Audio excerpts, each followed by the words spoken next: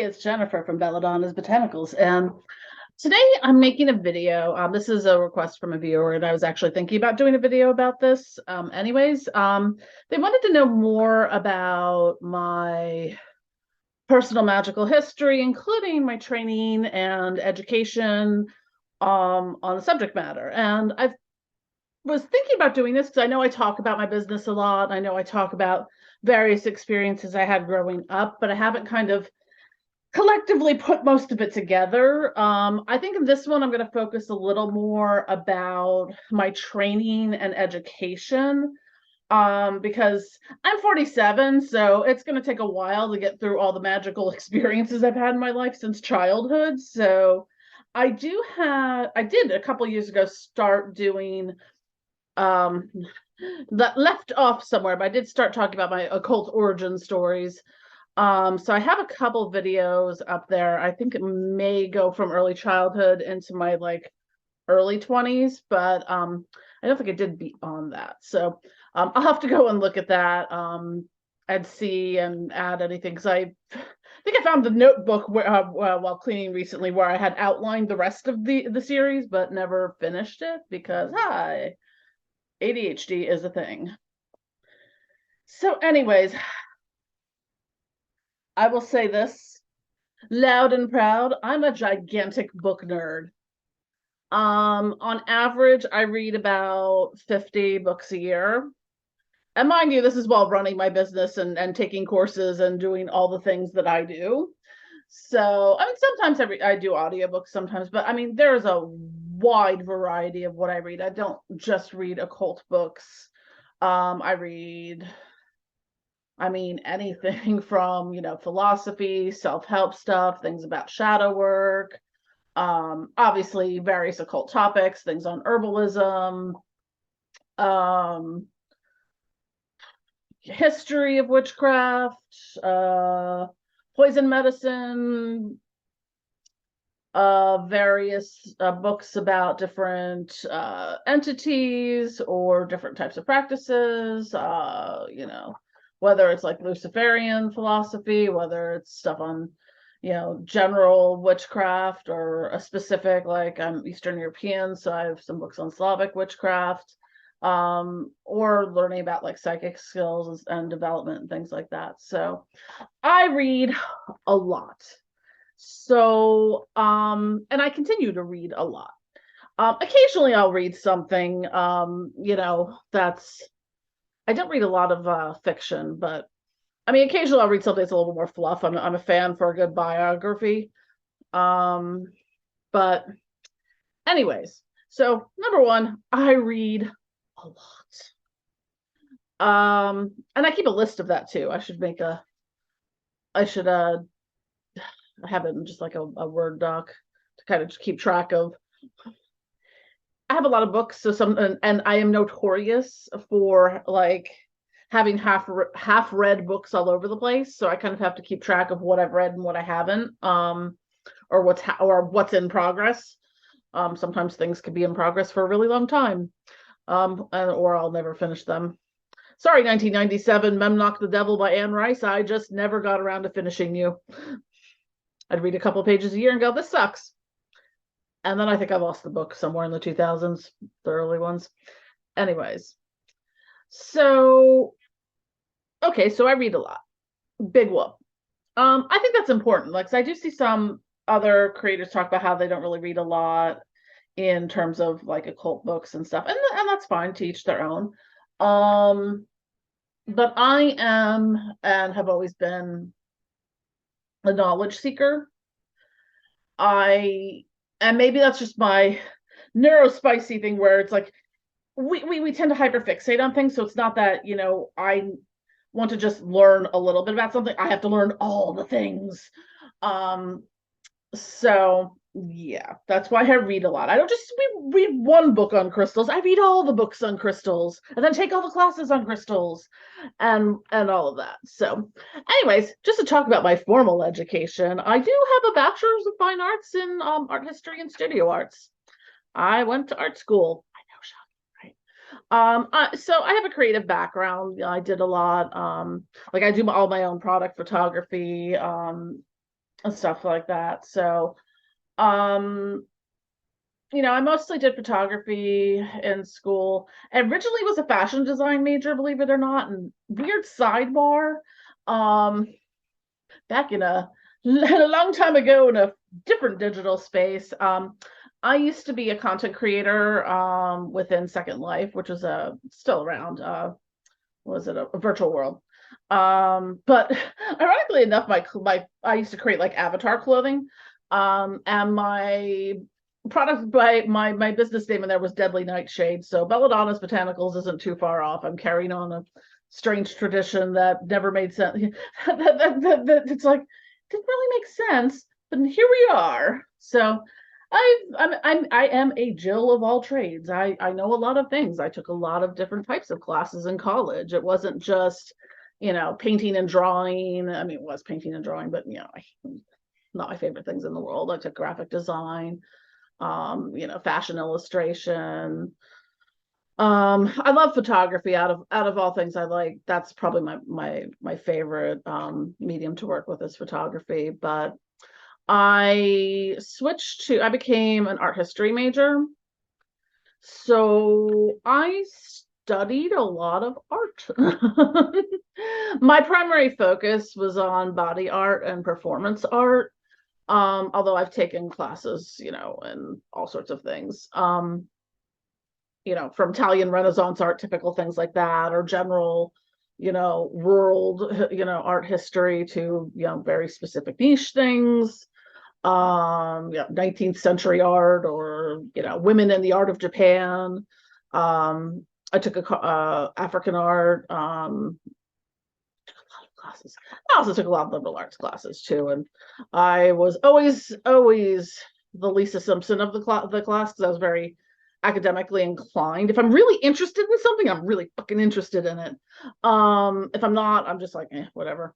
So yeah, I mean, I took like a lot of philosophy classes, and I had to learn a lot of like creative problem solving, critical thinking, ways of analyzing things and seeing them. So yeah, I had a lot of like theory, criticism, aesthetics, philosophy, etc. I did do a brief foray into grad school. Geez, that was almost 10 years ago. It was a studio art program. At the time, it was at the college I was working at. So I did about a year of that between, like the academic classes and the studio classes. I ended up leaving that job. So when I left that job, I left. Big drama, long story. But anyways, when I left that job, I also left the grad school program after a year. So, but I did a lot of studies on the academic side of it. I did a lot of subcultural studies because I came up through a lot of different subcultural leanings, whether it was, the heavy metal music scene, whether it was the goth and industrial scene, whether it was punk, alternative, riot girl, all that stuff. I've always had subcultural leanings in there. So I did a lot of deep dive into that kinds of that area, and also a lot more into like theory and criticism and aesthetics and philosophy that goes into subcultural studies. So I have a wide array of interests. So how did I get here? That's a long and winding road. I think probably this was, let's say about 2010, 2011, when I really started my like deep, healing, trauma healing, therapy process. Actually, even before that, I started doing yoga. Let's blame yoga, because I used to do like Kundalini yoga and stuff like that. And that kind of got me a little bit back into my spiritual practice, because before that was just sort of, I was always sort of agnostic, atheist, whatever. I wasn't just not really had spirituality in my life for a chunk of time. Trying to remember when I started yoga. Maybe that was earlier. That was probably about maybe like 2007, 2008, somewhere in that range. But once I started doing therapy, I started looking at sort of some of the alternative therapies, and aromatherapy was one of them that I looked into at the time. So I got a lot of essential oils and things like that, and I started dabbling with that. So that's kind of how it started. And then I never would have predicted ending up where I'm at now from there, but here we are. So it's one little thing, one little change. It's kind of those butterfly effect things, you know. It's like one little thing that seems not at all that significant can entirely change your life. And that's what happened. So I started getting more into playing around with aromatherapy a little bit, just for taking bath, putting stuff in baths, having a nice relaxing bath, or meditating, sometimes with yoga and stuff. So that's a little bit how I got into started, because that's where, I mean, for me, a lot of this is, that's where it started, was with aromatherapy. And I accidentally joined the Young Living MLM cult. I did not know it was an MLM when I joined. I was just like, "Ooh, essential oils, yay!" Because I think someone I knew did a workshop or something on them.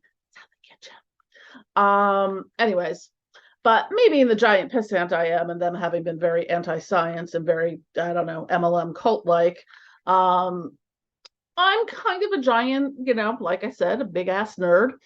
And I wanted to learn the actual science of things, not just look at marketing materials that were wrong on so many levels.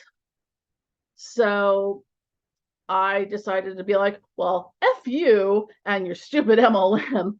I'm becoming a certified aromatherapist. So I think I dabbled in the Young Living stuff. Maybe that was in the in-between time from when I left my job and grad school, somewhere there, it's like 2017-ish. And I started my first aromatherapy certification course in late 2017. So I had to print out all of my, I'll put a link on my website if you really want to know all my certifications. I have 4 pages of them printed out. So let's go back in time to see where well, it didn't really print out very well. But yeah, so I did my first I mean, with a lot of certifications, you have like level 1, level 2. I technically have finished my clinical aromatherapy certification. I just have to like something. I finished it. I did the exam. I did all the coursework for it. I just have to write a paper and do case studies for it. And it was at the time my business just started taking off more and more, and I just didn't have the time to do that. And the case studies involved like a lot of follow-up. I do have some of them done. I think I should just at some point just bite the bullet and finish it. But that's kind of how it started. And I took, let's see, I did my my second certification was in French aromatherapy. And the French aromatherapy is different because that involves the ingestion of essential oils in very particular ways that this can be done. And I know I've alluded to that before, like, hey, don't put like, just undiluted, lemon essential oil in your water, because get this, oil and water don't mix. Science, y'all. But that was an entirely different methodology. But that kind of helped me a little bit in understanding, like, especially for like making my tinctures and elixirs. I don't use essential oils in them, but it gave me, because there was a lot more herbal components to that area of aromatherapy than just traditional aromatherapy. So let's see. I'll have to go back in time for some of this, but I'm going to talk about the aromatherapy part first, because when I first started my business in 2018, I originally was my LLC is actually Restorative Aromatics. So if you ever see that on anything, that was the LLC. I rebranded in 2020 as Belladonna's Botanicals, because as I shifted away from doing more traditional aromatherapy and therapeutical based stuff into like Liz Witchy shit, I decided to rebrand, and that's what I landed on. So around this time, in between like 2017 and 2019, I did a lot of work in educating myself. And this is what I bring to the product creation. Even my silly witchy shit is that I know there's a lot of training that I learned. I did several perfuming classes, so that's how I can make stuff smell really good. And that's why I also make perfumes, and I use that in like making bath salts and stuff, and trying to make my ritual oils smell not horrible, and the flying ointments, all that is because I have professional training as a perfumer. So I did a class around aromatherapy and chakras, and I did a certification to be an aromatherapy teacher. Did not actually end up doing that one, but I don't. I thought about initially I wanted to teach aromatherapy, and it might be something that I incorporate into my business at some point, but like doing strict aromatherapy, I don't think I would do. Probably one of my favorite classes, because I'm actually a big safety nerd when it comes to working with herbs and essential oils, is I took essential oils safety masterclass under Robert Tisserand, who wrote the literal book on essential oil safety. So, like that's when I talk about things like, don't just throw, if you're going to take a bath and put essential oils in it, you need to put it in an excipient like a carrier oil, even if that's like olive oil or jojoba oil or something like that. You need to put it in something, because you learn this lesson one time and one time alone. If you throw just some peppermint oil in your bathtub, it's undiluted and very strong and a mucous membrane irritant, not unlike slapping a big handful of Bengay on your hoo-ha. So you will not make that mistake twice. But it's something that if you use the appropriate amount and it's blended within a particular oil, that's why my bath salts, I don't just throw, because the salt is not going to disperse the oil or disperse the essential oils. You need the carrier oil in it. So when I make bath salts, all the essential oils and fragrances are mixed with the carrier oil and then added to the bath salts. So that's why I do that. Like, that's actually the proper way to do it. I mean, I can nerd out on like essential oil safety like nobody's business. So I will move on from that, or we will be here for a very long time. But this is what I bring to my business, is that I am highly educated and trained in what I do. Not only as someone who creates products, but as someone who has, spiritual practices as well. And we will get to that at some point. I'm still looking over my lists of things I've done. I'm like, oh yeah. And I've taken, workshops on like, essential oils for children and pregnancy and, God, some of these sound really, oh yes, health claims and essential oils. There's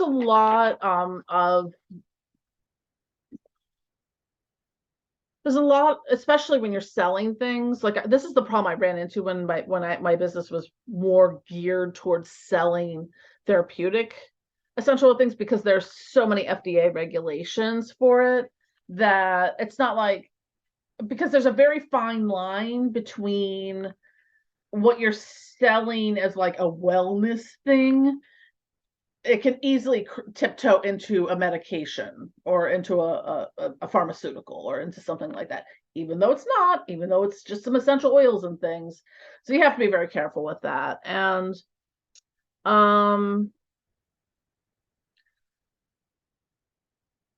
let's see, what else did I do? I did a lot. I forgot somewhere in here. I did my I have a diploma in natural skincare formulation. So that's where I really learned not do as much skincare stuff as I used to. I should get back to that because I really did like it. But that's where I really learned like a lot of how to make really awesome skincare products, like, whether it was like facial lotions or um, facial oils, which reminds me, someone asked me to make some new ones. Um, but and somewhere in this is where I got, especially with doing the skincare, is how I started working with infusing herbs, because you can make really gorgeous oil infusions that are excellent for your skin. Like you take some like raw, like some rose hips, the herb, and like infuse it in oil and drain it. Because if you get a little bottle of rose hip oil, it's really freaking expensive. Rose hip, the herb, is not that expensive. So you can do your own oil infusions and things like that for your skincare. Um,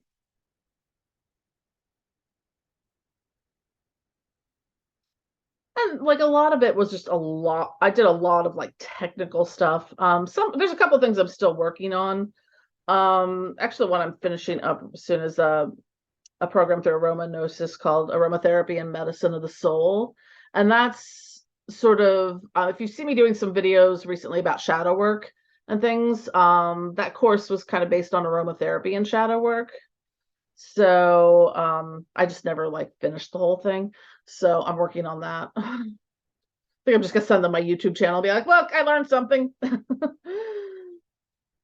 um, yeah, so that is my aromatherapy, natural skincare, and perfuming part of my education. Very exciting.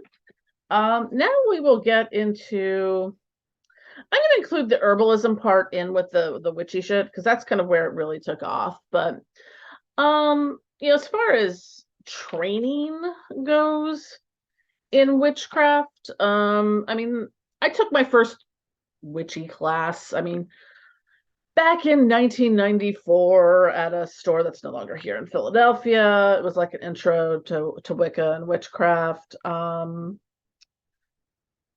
It's from what I can recall, because that was almost 30 years ago. I need a minute with that. Anyways, I am not okay with the passage of time. But so that's where I initially kind of like started my journey, because I wanted to learn more. I wanted to connect it, because 1994, we didn't have YouTube and the internet. It wasn't really this and all that. So it's kind of like when you wanted to find other people like you really had to go out of your way to find them. But luckily I was in the city at the time, so I took a course through there and whatnot. It was interesting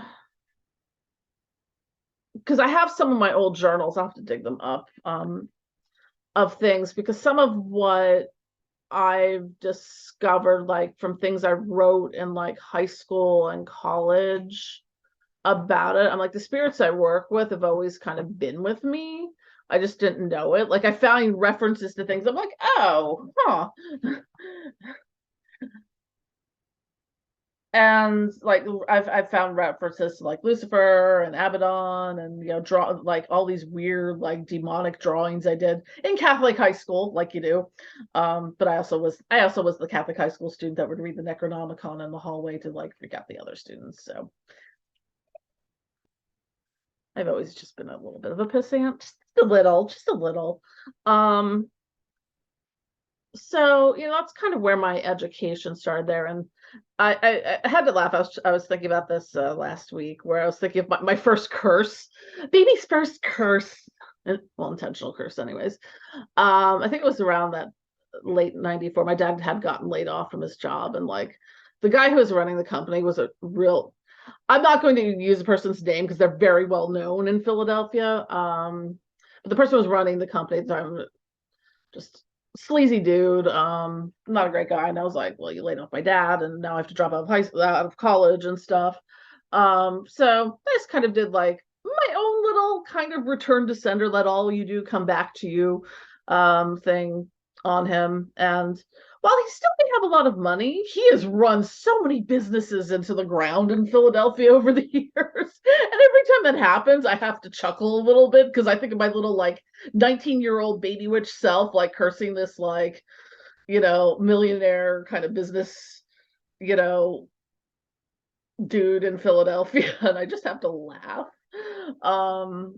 That he's still kind of running businesses into the ground, and he just kind of has a reputation for being a just epic shitlord amongst the Philadelphia business circuit and stuff. But anywho, um, but yeah, like back then is when I would be able to really just kind of go into trance states, and you know, I have things I wrote that aren't in languages and that I was aware of, or like I would I'm trying to remember which ones. I have to dig up my journals from back then. So that will be an interesting journey into some of young Jen's occult experiences.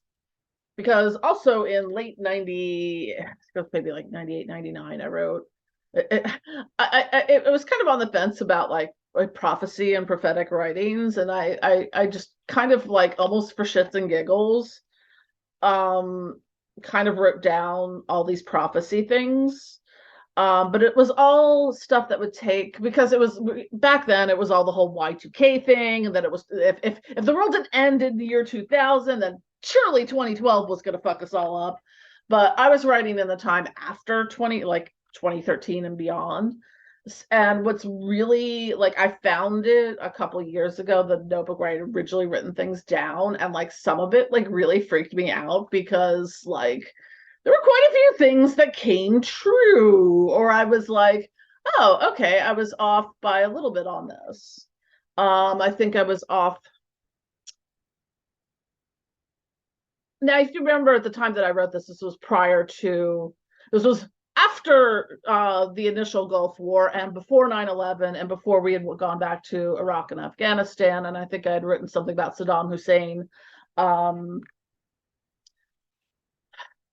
like being killed by his own people, and I was off on the date by like a month or something. It was very weird. It was like maybe I had like February, and it was, or maybe I forget, it was January and then it was happening in February. I don't remember when exactly that happened, but I've never been good with historical dates. So the one that freaked me out the most though was just a little note in a corner, because I've been talking all about I'm trying to figure out how to talk about this without it like flagging YouTube's thing.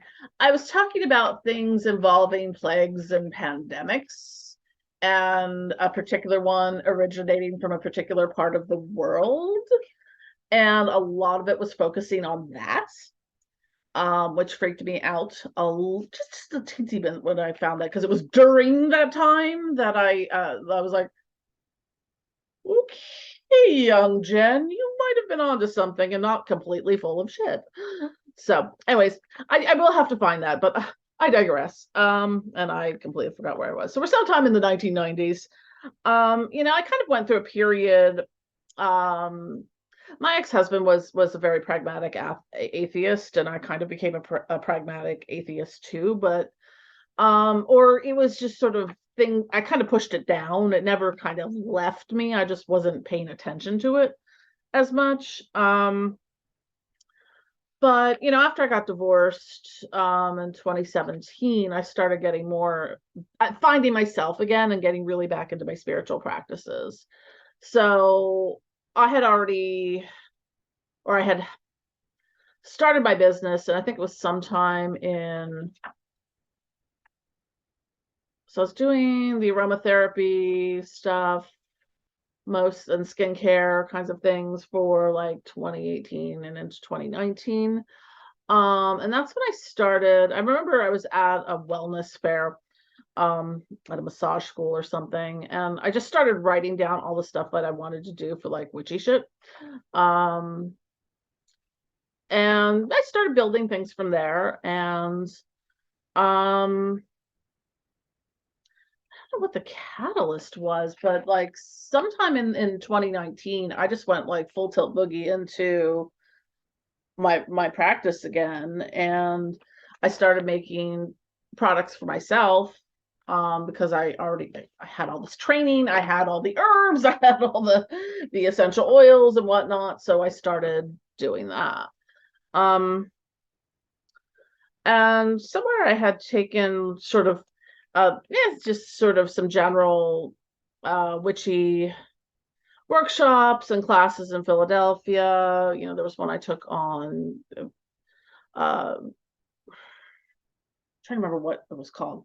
But I remember learning how to do, like, that's where I learned how to do tinctures and herbal infusions and things like that.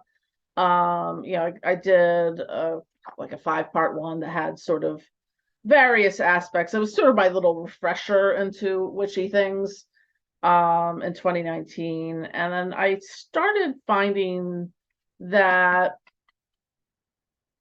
around that time I always felt more drawn to the dark side. But it was sort of like back when in the 90s, it was kind of like Wicca was more accessible than other things, depending where you were at. So I started watching a lot of YouTube channels. Like the first ones I watched a lot of Black Witch Coven, still love them. Behemoth X, probably some of Become a Living God stuff at the time. And I kind of went from there. And in my learning process, and I took some of the online courses available through Black Witch Coven and Become a Living God and a few other places. What do we have here? I mean, anything from divination and clairvoyance to psychic self-defense, astral travel, soul travel,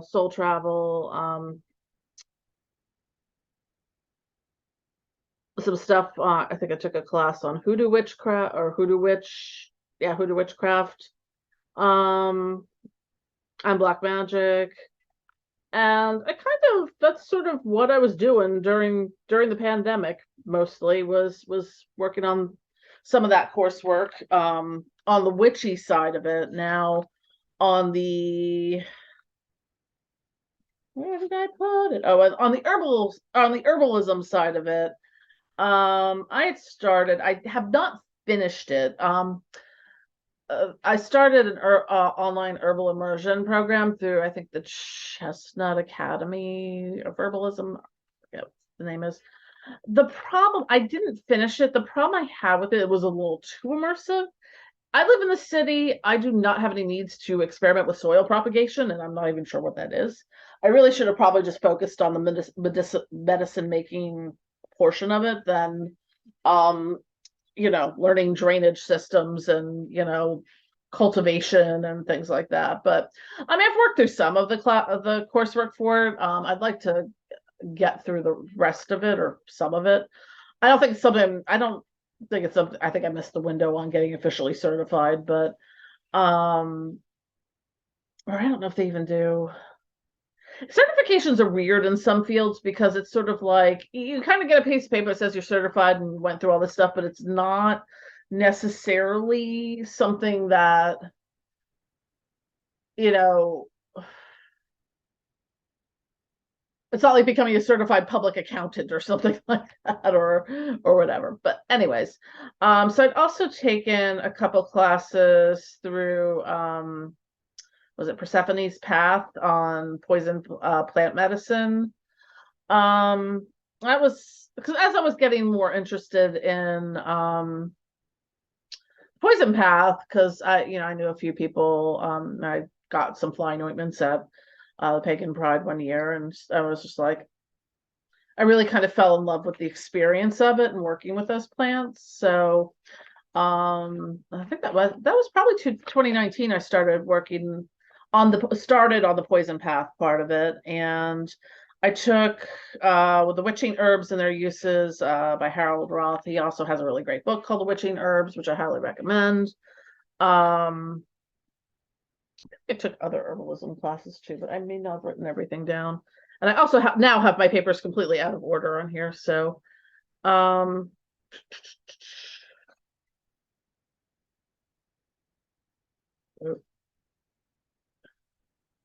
aha, I got them back in order. So anyways, I have spent since 2020, and if I called it 2000, I mean 2020. except for when I was referring to Y2K, that was the year 2000. I don't know why, but in several videos, I don't know, I guess 2020 was that bad. I'm just gonna start calling it the year 2000 now. Anyways, but so I worked a lot through, especially through 2021 and 2022, on really focusing on a lot of energy work. So that's when I did my all of my Usui Reiki training through Learn Reiki Philadelphia. They have a great YouTube channel, by the way, and I highly recommend it. They do live distance Reiki healing sessions multiple times a week. And they're really great and chill if you want to meditate and stuff like that. And it's awesome. She built a little crystal grid with them, and it's a fun little community. So that's when I did my Reiki trainings, and with the way Reiki works, and there's multiple types of Reiki. Most of them come from the Usui tradition. I'm probably gonna do a video specifically talking about Reiki a lot more. There is a really good book if you're interested in sort of like broad spectrum sort of Reiki. I think it's called The Magic of Reiki by Christopher Penzak. I highly recommend that one because it lists all the other types of Reiki that are out there too. But I was trained in Usui Reiki, which is probably like the traditional Reiki. So with each level of Reiki, you get what they call Reiki attunements, and there's different symbols you work with. So like in witchcraft, we work with a lot of sigils. In Reiki and energy work, you're working with the symbols for them. So it was the attunements for it were very the energy transfer and the connection to those energy currents. Even if you have no interest in learning Reiki in terms of like practicing it or teaching it or opening, having client work for that, getting the Reiki attunements really helps open up your psychic abilities and working with energy. Like I found even after the level 1 attunement, like I could channel like that where I had trouble with that before. I just found it, I mean, they're intense. Like I felt like after the first ones, I think I spent like the first attunements, I think I spent a weekend in bed just crying. They're very intense and energetically, and especially if you're sensitive to energy. So the second one was also really intense, and I remember my ears ringing like sirens for a couple weeks. But so with each level you get different attunements and different symbols and stuff like that. So I find that working with Reiki energy has really amplified the work that I do, not only in my product creation, but like in being able to do healing work for myself and for others. And because you connect on it, when you connect on an energetic level, like I've been able, I'll see things like it's helped with my, I don't know if you want to say astral sight or, clairvoyance, things like that. Like I've been able to see other people's spirit guides, not knowing that. So I'm like, okay, so I saw this person, they look like this, or a particular, like I've just been able to kind of connect on different levels with people when I work with them that way. And it's helped me. So for my own spirit, like, and it helped me to connect with my own spirit guides. Like I knew I had spirit guides, I just didn't really, I couldn't, I was having trouble accessing them until that point. So now I have like 3 main spirit guides and 2 power animals. So I have to name my hummingbird power animal. I haven't thought of a name for them yet. Or they haven't revealed their name to me yet. Or I might also have a third one. I think there's like a jungle cat in there somewhere.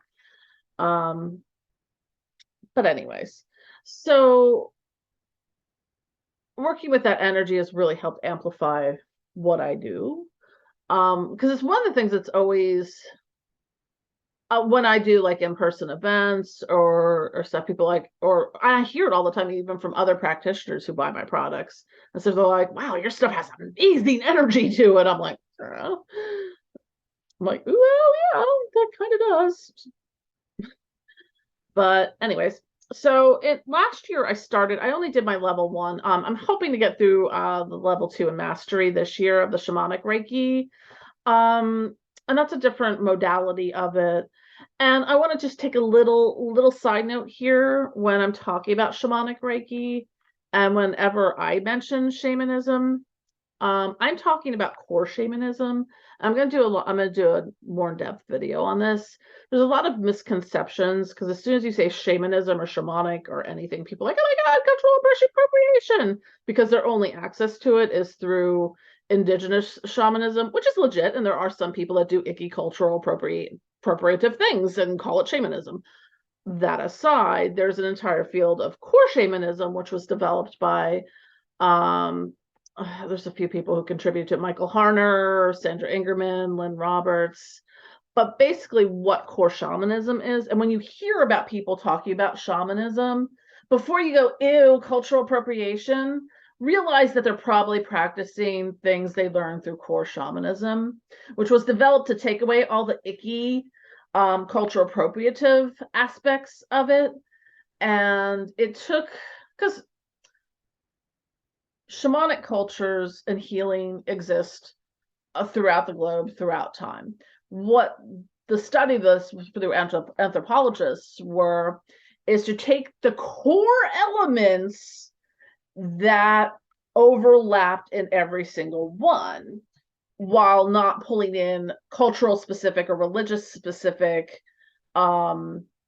practices. So like shamanic drumming is something, now stylistic, it may change from place to place, but shamanic drumming exists within all shamanic cultures and practices throughout the globe. The same with like journeying to the upper worlds and the lower worlds and various healing modalities. Now, some of that's going to change depending on where, if you're looking at a particular geographical location, because it's going to depend on the plants that are accessible to that geographical location. So that aside, so core shamanism is a thing. If you want to learn more about it, there's a thing called Google and a thing called YouTube, and I will do a video on it at some point. I just wanted to put that aside in there before anyone's like, oh my God. Anyways, I also did a crystal Reiki certification as well, and I got really into working with crystals over the past couple of years because I love my shiny shit. I've taken way too many crystal classes, but I did. Sadly, she no longer offers them, but I did my certified crystal practitioner and advanced crystal master certifications through Hibiscus Moon, and I did a ton of various crystal specific courses. So, I mean, and some of that involve things like, working with the chakras, using crystals for that. And crystal healing and Reiki healing, I tend to use them, interchangeably. If I'm doing Reiki healing, there's crystals involved. If I'm doing crystal healing, there's Reiki involved. Some of them are like working with, ethics and trauma-informed crystal therapy. And then down into like learning about the rock formations and sacred geometry and stuff like that. How to do distance healing, which is, very important. That also figures into Reiki and crystal healing as well. I did take a course on shamanic approaches to crystal healing, so which was interesting. Because you could do journeying like that using crystals. I have Boji stones. They're sometimes called shaman stones as well, and those are really great for doing that type of meditation, ancestor work. So I've taken a ton of crystal classes. And currently I'm working through it's an older class that she had, but Sage Goddess has a cool it's like a 6 or 7 part course called Of Light and Shadow. It's a little bit, has to do with shadow work, so that's something that I've been poking around through as I'm journeying through things myself. But yeah, so that's kind of I'll put the links if you really want to, see it, because I do have 4 full pages here printed out of like certifications and classes, and that's probably not all of them. So in addition to reading 50 books a year, in addition to taking, this is probably a college education's worth of money and classes I've taken. So I am very well educated in what I do. So when I get my friendly little haters talking down to me like I don't know my shit or I don't know what I'm doing, I've got 4 full pages here, honey, that tell me I do. So anyways, and I'm a lifelong learner. I'm always going to be learning something. I'm always going to be taking classes. I'm always going to be reading, um, and just learning new things, because that's how I roll. That's who I am, and it might change from time to time. Like I went off the deep end into the crystal realm, over the past couple of years. I did all the energy work stuff. What's next for Jen? I don't know. Right now, I'm getting really into like incorporating some like the shadow work elements, self-love and self-care parts of things into magical practices, because I got to tell you, especially in the like left-hand path, black magic, occult corner of the community, that is something that is sorely needed and very missing for a lot of people. um I'm always learning. There's things I'm drawn to, there's things I'm not drawn to. I'm not particularly drawn to learning the runes. It doesn't say I'm never going to. um but there's some things to me that are just daunting. Like there's a lot to learn if you're looking at astrology, and there's something for me where I love having tarot readings done for me. I don't particularly like doing tarot readings myself, for myself or anyone else. Not that's not to say I don't have a ridiculous amount of tarot decks, but I think also that kind of plays a little bit into the art history major that I like the art on them. But I kind of like the oracle decks but more, so that's why I do oracle readings. So, yeah. Anyways, I am very well educated in what I do. So I bring my educational background into the products I create, into my business, into the things I do magically and ritually and spiritually, the gnosis I receive. It's not just me talking out my ass. It's not just me clout chasing or riding someone else's coattails, because that's shit I get accused of. And I'm like, guys, I've been doing this for a long ass time. Um, anyways, that aside, you're doing well in life when people just your existence just annoys some people, because for the sheer fact that you exist. You know, my life is I'm living a good life. I enjoy what I do. I mean, it's not to say I haven't been without my struggles. I've been very real about those. And you know, it's getting fairly late here. What time? Oh, it's almost 1:30 in the morning. Not as late as it could be. Although for the past week, like time has not been right. Like every time I'm like, oh my God, it's got to be midnight. I'm like, I look at my clock, I'm like, it's 6 p.m.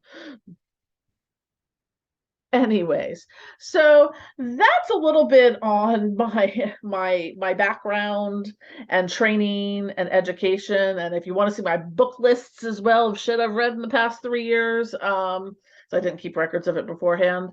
Happy to provide those too, because I read a lot. Although I will admit I am currently reading Prince Harry's Spare, which I actually find I rather enjoy. I never was much of a royal watcher, follower of that thing, but I love a good underdog story and like of redemption and like hot mess people turning their lives around, and um being the first to kind of be like, I'm breaking this cycle. Anyways, Haven't finished reading it yet, but anyways, I say anyways a lot, but anyways, don't forget to click like and subscribe. And if you have, suggestions you want to see videos and topics on, let me know. I'm more than happy to oblige. I'm pretty sure I've made more videos in the past month than I did for all of 2022. So anyways, love y'all.